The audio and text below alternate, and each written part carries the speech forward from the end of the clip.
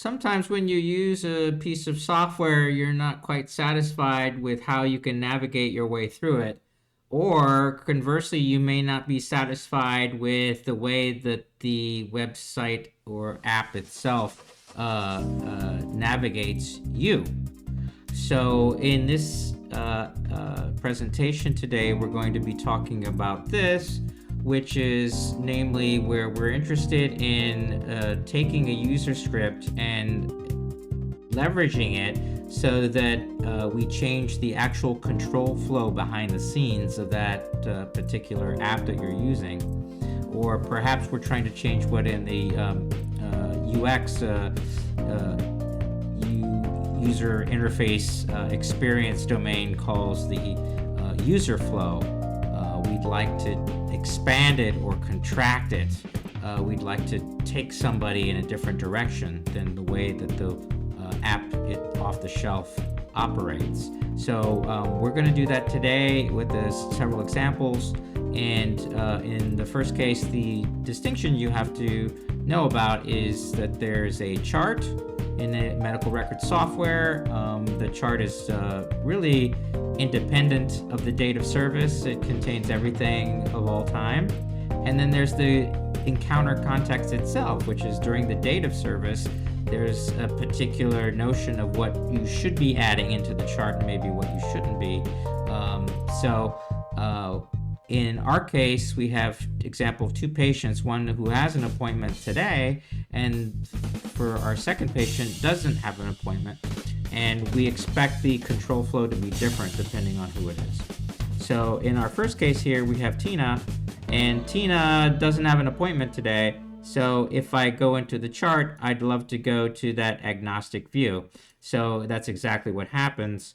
We enter this agnostic view of the chart that has no notion of today's date or service or anything about the encounter, and it has everything from their histories to their results of all time to their vaccines to the problems that they've had. Well, we don't want to go here if it's a patient that actually has an appointment that day. Instead, what we'd like to have happen is we go into the context of the actual encounter. And what we're going to do here is the control flow will change in that when we do start entering the chart, the user script is going to redirect us into the actual exam itself. So let's go ahead and take a look at today's patient, who is Rachel. And if we go here, and what we're going to try to do is to go into the chart, but again, this should redirect us, and that's exactly what the user script will do. It's adapting the control flow behind the scenes of this web app so that this selection by the user takes us to a different place. So I'll click on it here. It will enter that same page, but it will immediately start redirecting. You see a little bit of a flash there, and in the upper right hand corner you can see now we are within, as we wanted, into the context of the actual visit itself on this 12th of July. And from here we can go into the intake and we're off and running. Another way that we can talk about the user script ability to change the flow is going to be through a means of scrolling to what is important for that user to next tackle.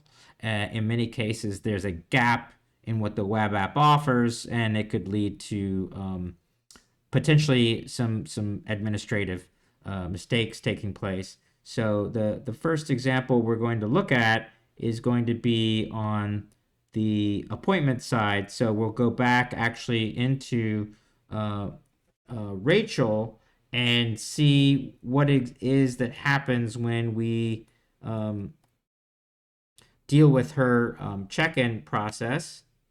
So the check-in person will typically come here to the date of service, select here, and when they go to the check-in stage of the encounter, it will open up a nice check-in page for the reception person to go over any potential issues. But if you notice at the bottom, there's a navigation button there that says done with check-in. So it's very easy accidentally for somebody not to go through any information questions that might be here and go right to done with check-in. But if we do scroll all the way down, we'll see that there is an issue that should be handled at that check-in stage before the patient goes back, which is down here. If I'm scrolling manually to the bottom, I can see that the patient actually has a a prior balance that was due of $13, and that should be handled as part of the check-in stage, and it should be collected as as a part of the visit. So this happens to be a copay that the patient owes. So we'll go now and take a look at what the Userscript is able to do for us. So here we can see the red banner is gone at the top, and this black banner is kind of indicating that we're in the user territory. Another way of telling is through the this icon of 2 indicates that there are 2 versions of the Userscript instances running, and we'll go ahead and click on the same patient, and when we go to the check-in, the Userscript's going to notice that there is indeed a problem at the bottom with the outstanding copay, and it will take the user there. So the flow for the user is changing from just simply, hit the check-in button and you're done, to taking the user to where they need to see an issue that should be tackled during that stage of the check-in. So I'm clicking on it now, and this is all happening on its own through our Userscript.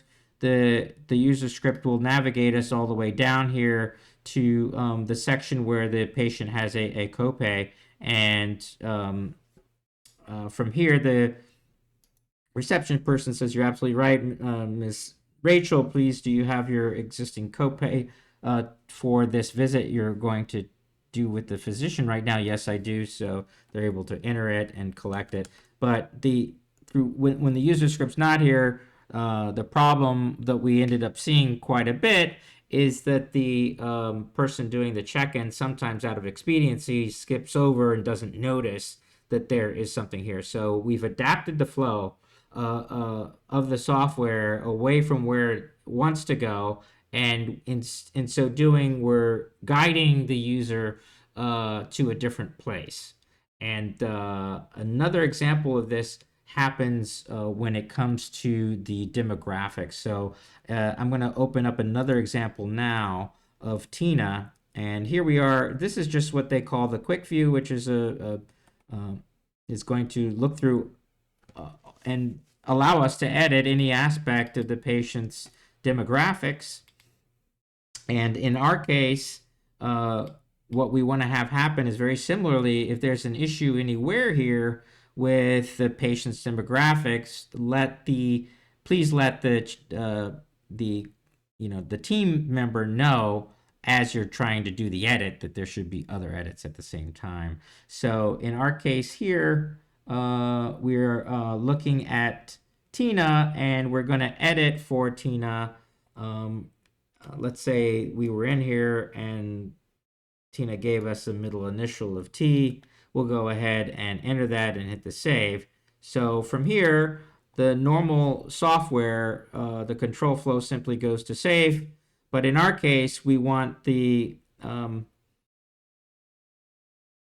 user to be guided towards where there's a problem here.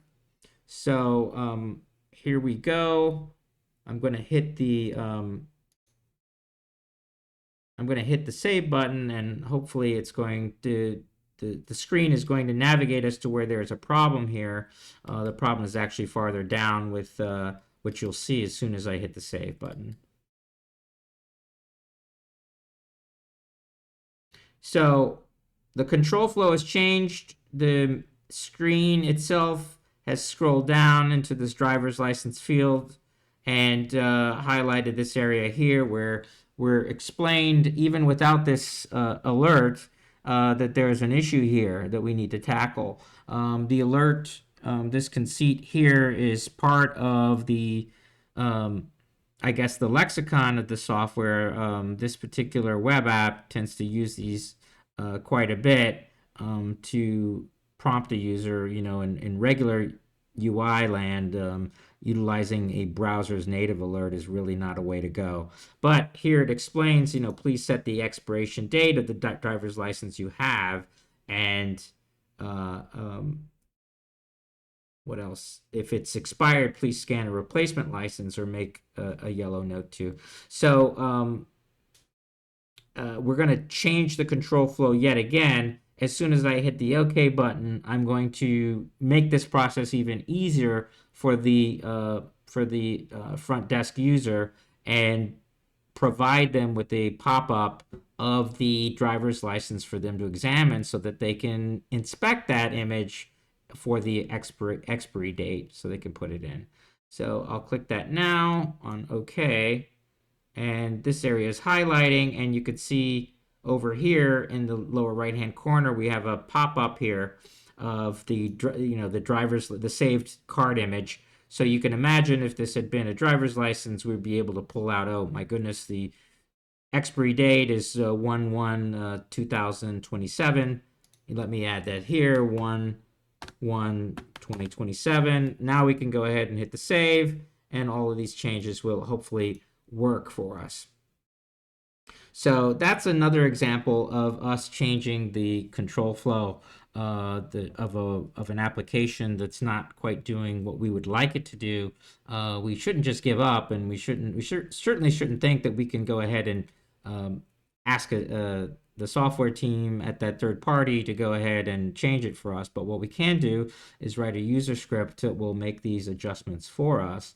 Very similarly, we have another patient here, Johnny Test, and Johnny Test may look a little bit familiar to you, but in Johnny's case, he's actually missing this ID card altogether.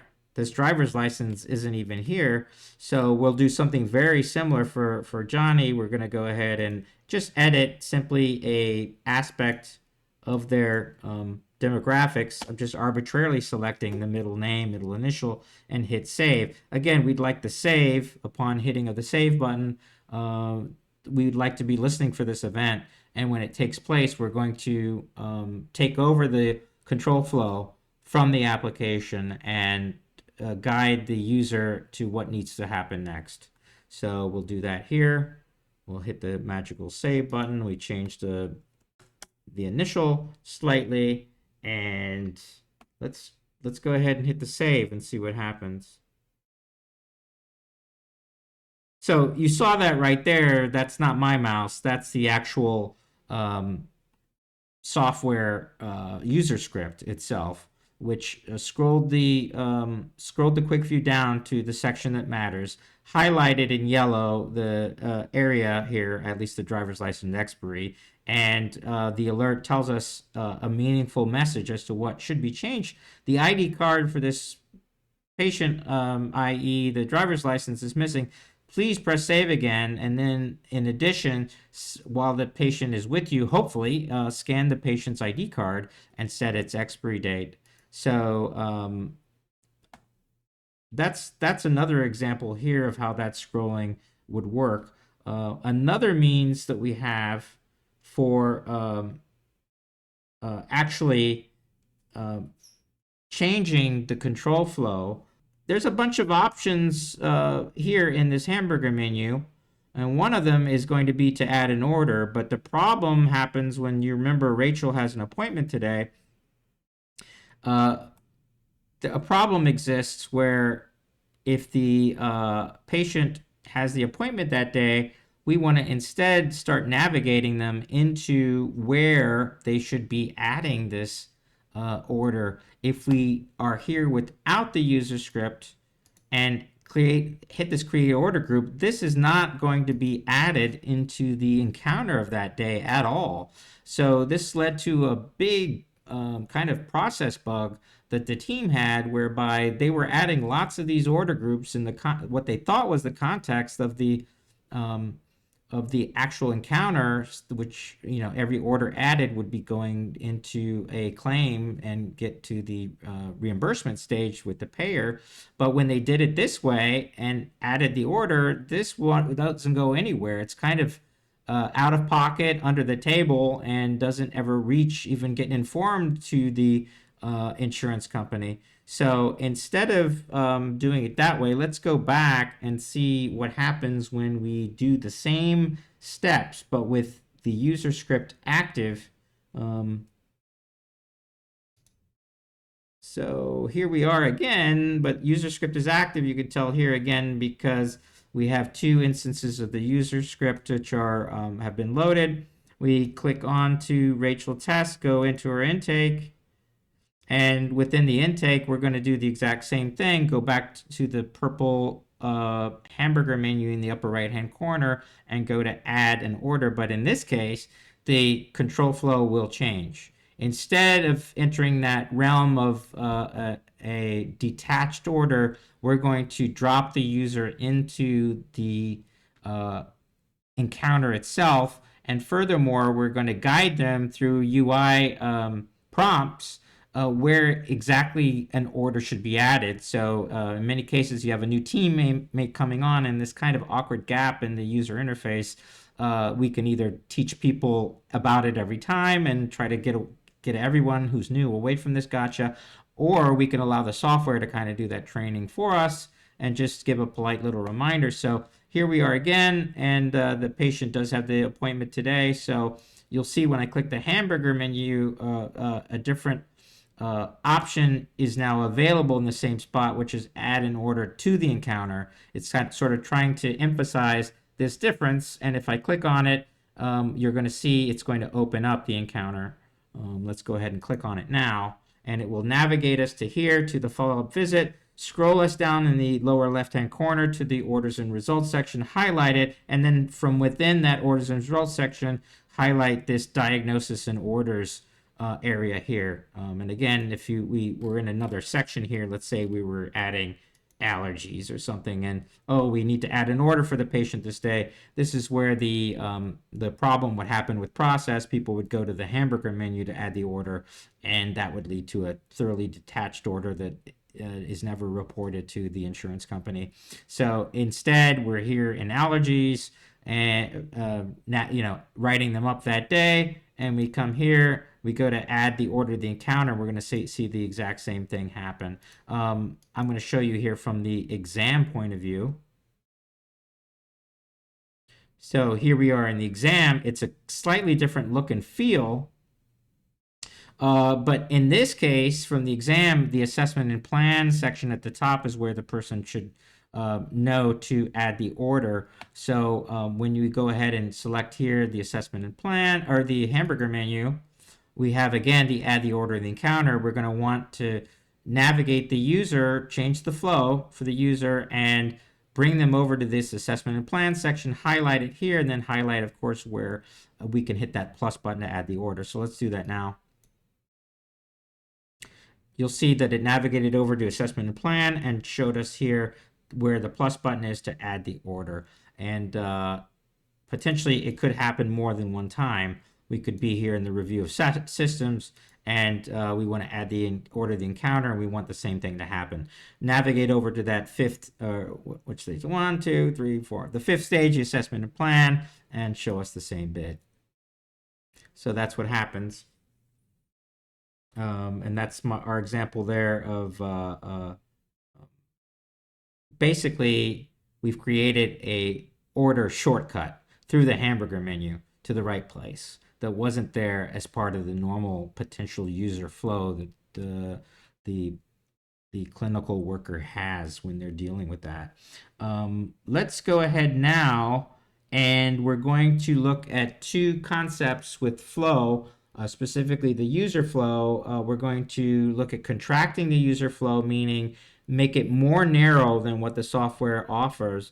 And then we're going to look at a last example, which is going to expand the user flow. We're going to give them more than what they actually have. So in this example, we're going to be looking at a a document that comes in through the form of a fax. And the problem that the teams have faced is that oftentimes, just to get it out of your hair, they would print out the document, not do any of the needed labeling for that document. So in this case, you may say it's a consult note, or it could be an x-ray result, or anything. And the other thing is the date. So when these faxes come in, haven't been processed by medical records yet. So the worst thing to have happen is somebody prints and then closes them, and then you have in your archive all of these disorganized faxes that don't have a date and don't have a document label. So let's go ahead and see what that looks like inside of the code that does not have a user script. Here we are, and we pulled up this particular fax. It's just a spam coming from a roof coding service. If I wouldn't call these numbers, they're probably not really going to help you out. But we're going to be using it in this exercise just to show that the user can easily come in here. And the anti-pattern that was going on is, let's go ahead and print it. And then after we print it, let's go ahead here and select View Actions. And let's go ahead and close it. So this isn't what we want to have happen. We'd like it so that we are able to prevent the user from printing until they've actually gone ahead and done the labeling. So let's take a look at that. So here we are in the version with the user script, same exact document. So what we're going to do here is you'll notice that the print button is no longer here, right where it used to be. So we're contracting the user flow. So the set of all things that the user can do from this view, we're halting the presentation of print until we actually get this thing completely formulated. So we've added here a prompt to the user that they just have two required fields are missing below, and they're highlighted in orange. So let's go ahead and add those, and hopefully what should happen as soon as these yellow warnings are taken care of, that the ability to print and ability to close and archive this this document in a safe state has been reached. So let's look at that here. We're going to set the date for this guy, and we're just going to say that it's the 30th, 2023. And we could actually select it here. And there's a nice prompt there saying, what are you doing? Just going to make it July 4th and pretend I did this work on Independence Day. And as I suggested here, let's say this was a consult note. We'll select it here. So the last thing I need to do here is just simply hit the save button over here from my actions. So great, all required fields are here. Consult note, date of the document itself. So we're ready to go ahead and hit the saved button. When we hit the save, now look what we have here. We have now the ability to print. So the control flow itself was temporarily changed so that the ability to print and save all, or archive the document in an unsafe state are gone. But now that it's recorded properly, we're opening up the control flow so that this option of printing is available again. Let's go ahead and take a look at just one final example, but in this case, we're going to be expanding the control flow. You remember Rachel has an appointment today. So, and you remember we were with Rachel inside of her exam. So let me pull up Rachel here. Here we are. Go into her appointment, and I'm going to show you kind of an anomaly with the control flow here. So we're going in the intake, and as you can see, if we're entering the intake, from here, the software provides us with, up in the upper right-hand corner, a little drop-down arrow. And this allows us to go from the intake into the exam. So we're going forward from check-in to intake stage to exam stage. So I can go here to the exam. But notice what we saw in the left-hand corner, it's a different look and feel. So the people who do the intake, the initial write-up of the problems and all these aspects of the patient's intake steps, the vital signs and all that, that's kind of in that first step. So here we are, and it's kind of terminating. There's no ability now, if you notice. Let's say I was in intake and I needed to go back and make an edit there. I forgot one last thing. I want to go back and make an edit, say to a vital sign. I don't have that option afforded to me with the actual web app.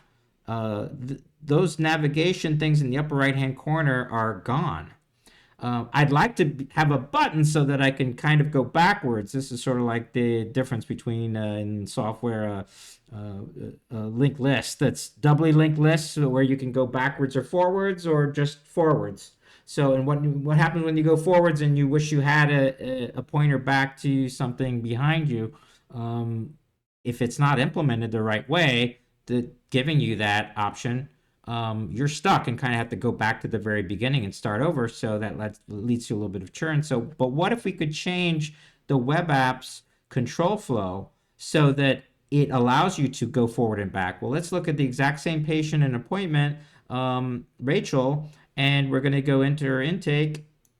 This is again with the Userscript. You can tell because it's running here. It's we no longer have the red banner, and we've got two of them at work. And from here, we're going to go ahead and click on the same arrow to go down into the exam. But this is where instead we'd like to have another option here in form of another button adjacent to this navigation step to go back to the intake. So that's what the Userscript is going to provide to us. So we're going to expand our flow for the user to provide them with an additional option to go reverse.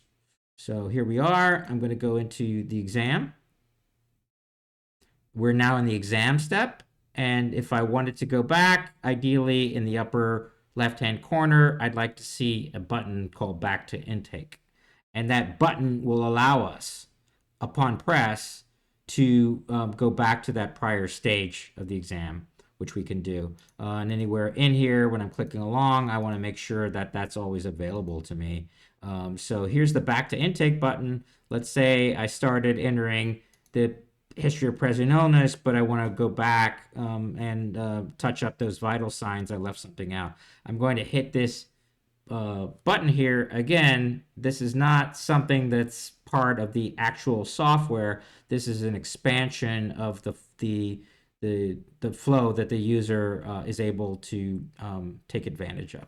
So I'll click it here, go back to intake, and this will take us again back into the stage that we were in before, where our intake person can go ahead up to vitals.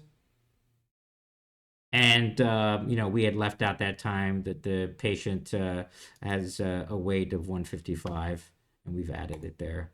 So today's presentation has been about changing the options for how navigation through an existing off-the-shelf piece of software works.